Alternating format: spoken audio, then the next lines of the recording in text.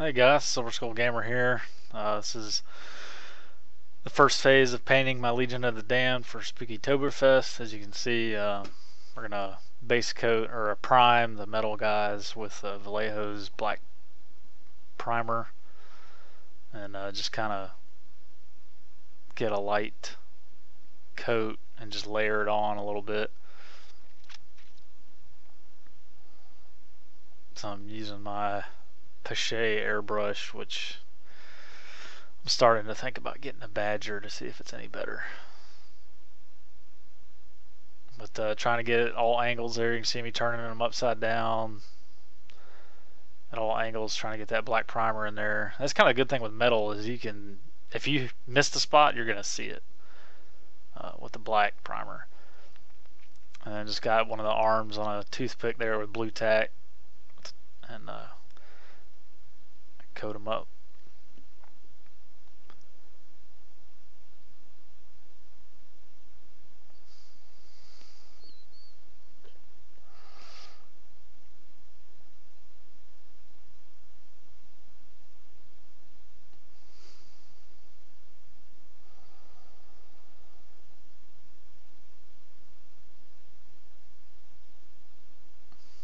I really I need to get some cork and take more time and drill the holes and peg all these little pieces on cork like some of the really good guys do, like Buy Painted does, and lots of others.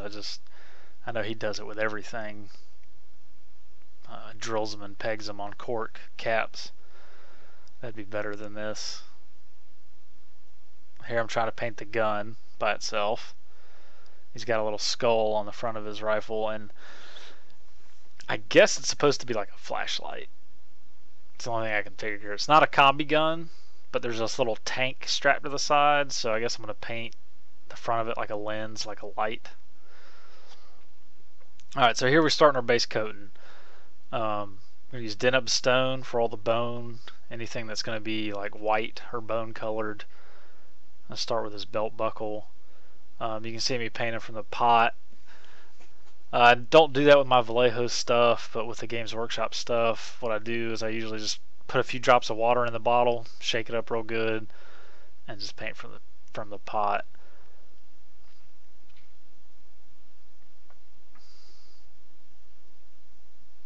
You can see trying to get that little skull on his belt, which you probably couldn't even see that it was there when it was just black on black.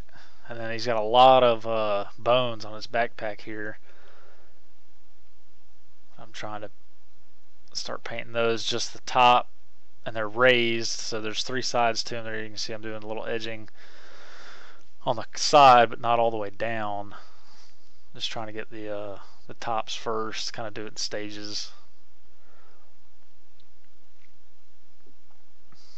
This particular old Legion of the Damned model, most of his decoration is bone.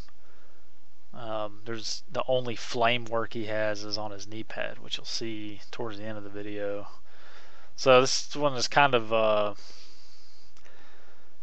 actually started painting and I realized, well, this is kind of boring, I guess, because it was all bone work and no flames. But I think that's actually good because I'll be able to practice painting the flames on his knee pad, you know, at least one way, and then if I mess that up, it's just a small area, so I'll either get the technique down or not, but it won't be a big loss since it's only his knee pad. I'm trying real careful not to overpaint. You know, obviously when you're painting, you're gonna make mistakes. You just can't really worry about that. You just drive on, go back, and clean it up later. But I like the Deneb stone. I use it a lot. Obviously, it's no longer in production. I don't know what the equivalent would be. When I start getting low on my old GW foundations, I'm going to buy the Vallejo Game Color Opaque set, which is basically the same thing. It's just heavily pigmented, you know, foundation paint. I'm because it comes in dropper bottles. So then my foundations will be in dropper bottles, and everything will be the same, and it'll still color match, you know, or should be close to the GW stuff, because that's kind of what Vallejo did. They basically made, you know, a alternate line that was almost an exact match to the Games Workshop stuff. You can complain about it or not, but I like the Vallejo. It's cheaper, more paint for your money too. So then we're painting the skulls on the exhaust that cover the exhaust panels, and I tried really hard to leave the black in like the nose holes and the eye sockets, because that would obviously just make it better, you know, better shadowing if I just left it black there. I think on one of them though I end up getting like a bubble or something on one of the eye sockets on this guy, but that's alright. I'll probably just go back and just put a little dab of black paint back in there.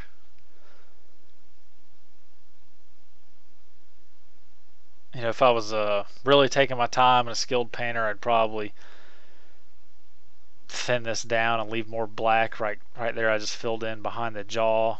You know, there's a natural low, what do you call it, recess, I guess, which would be shadowed, and I would have not painted that and faded it or somehow. I don't know.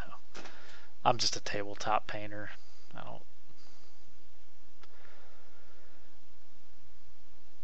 So like I said, there's a lot of bone on this model. So it kind of seemed like I was painting a lot of denim stone, not much else.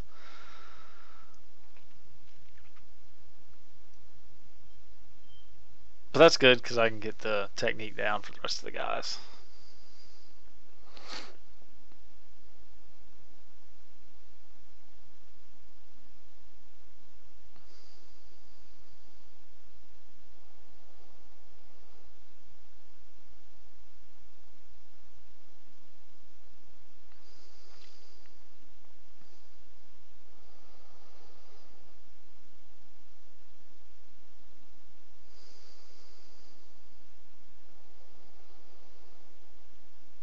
I will admit that I should have probably thinned the foundation a little bit more. It did get kind of thick on the skulls there, but like I said, can always improve. Alright, so let's see, we're moving on here. There's the shoulder pad. And I'm not gonna, we'll cut this out. You guys are seeing what I'm doing. You know, I have to do this on all the bone. The rim of that shoulder pad's bone. There's some kind of crossed bones behind the skull that would be painted bone as well. So we'll just skip ahead here in a second, but just want to show you the shoulder pad. And his other shoulder pad's just bones too, actually. Lots, I don't know. I probably should have assembled this guy a little differently, so there was less, more variety in his armor.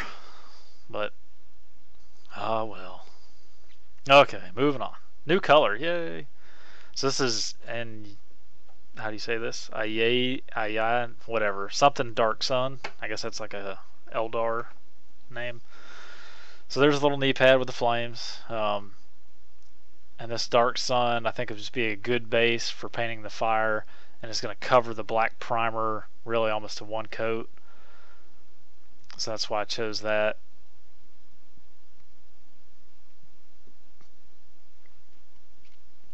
I got 2 bottles of this stuff before they went out of production, because originally I was going to use them for my dark swords, but then I started using the airbrush to do all the yellow on those guys.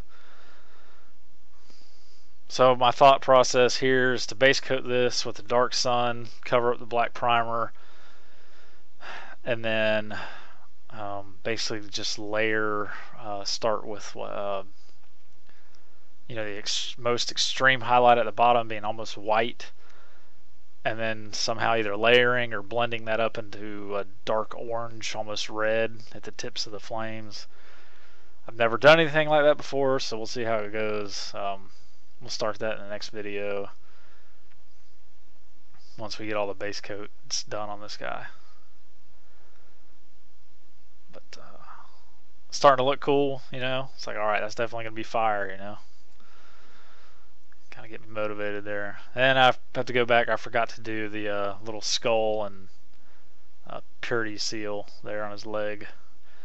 And you can see my big blob of paint on my brush, which probably shouldn't do. It's bad technique. But you see I kind of touched the armor there. That's okay. I'll just cover it up later. Like I said, you can't stress out too much about perfection or else you'd never get anything done.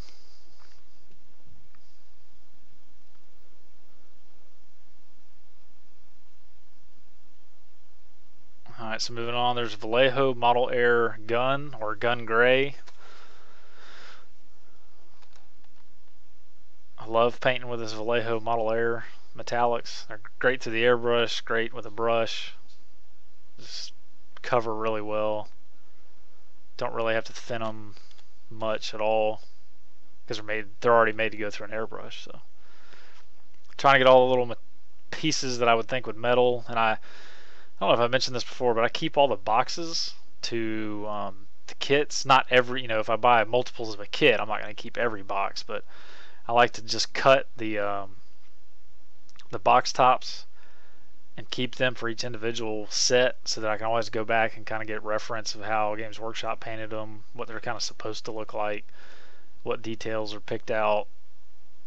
And especially with Space Marines, sometimes you'll see some paint jobs, the armor is almost all the base color, and there's very little picked out in different colors. And sometimes there's a lot of stuff, that's a lot of detail that's picked out that doesn't match the base coat of the armor. So I'm trying to get in on all the joints, which is kind of tough for me anyway. I always end up touching the armor somewhere, but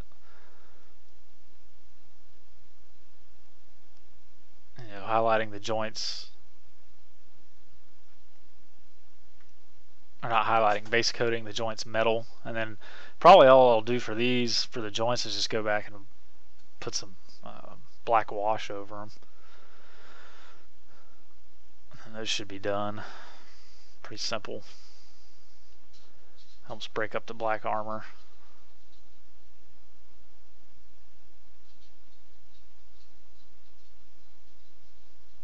I have the backpack, this old style backpack, which I really like. It's got a lot of tubing on it, so trying to get all the tubing, the vents, and even the little studs, the bolt heads.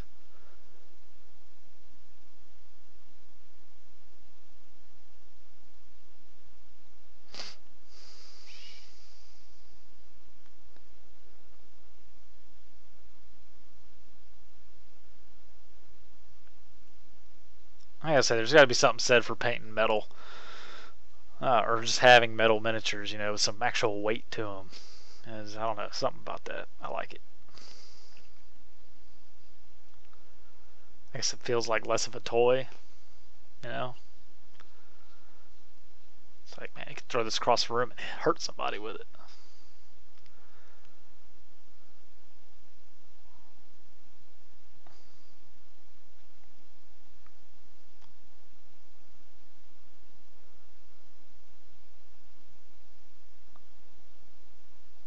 Yeah, when you're painting, it's definitely good to have some kind of base. So you see I have an old GW bottle there.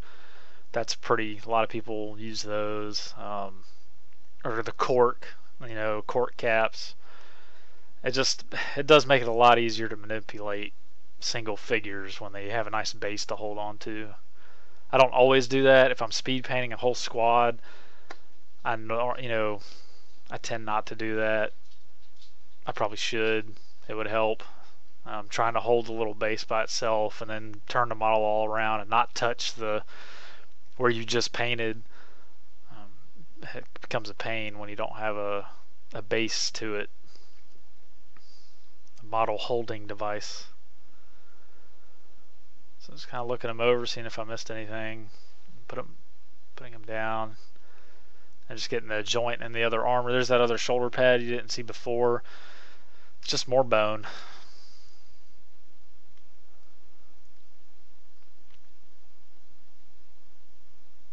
And then here's the old bolter.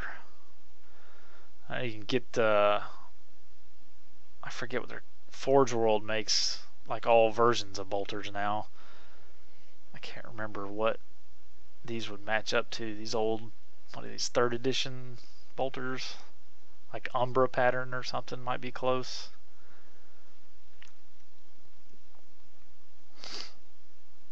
Where the body of the bolter's got a little cutout and the barrel actually goes back further, kind of into the gun. There I'm painting the little straps that hold on this canister. I guess it's going to be a flashlight. It looks like the canister to a combi melta, but obviously this is not a combi bolter. I don't even think they had combi bolters back when these were made. Or maybe in the rules they did, but not in the models.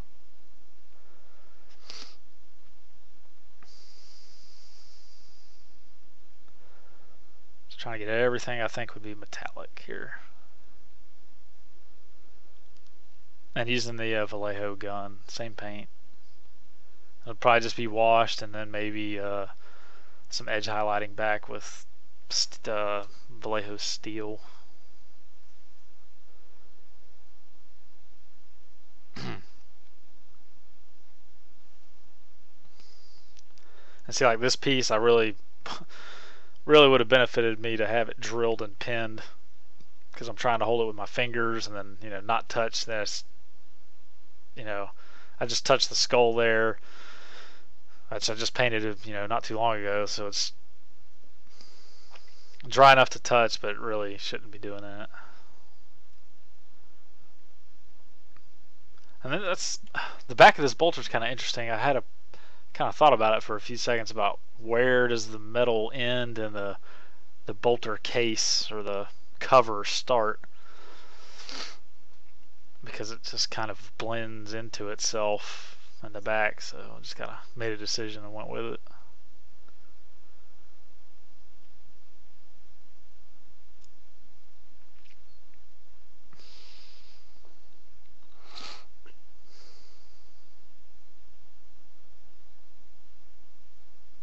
Just get the little studs there.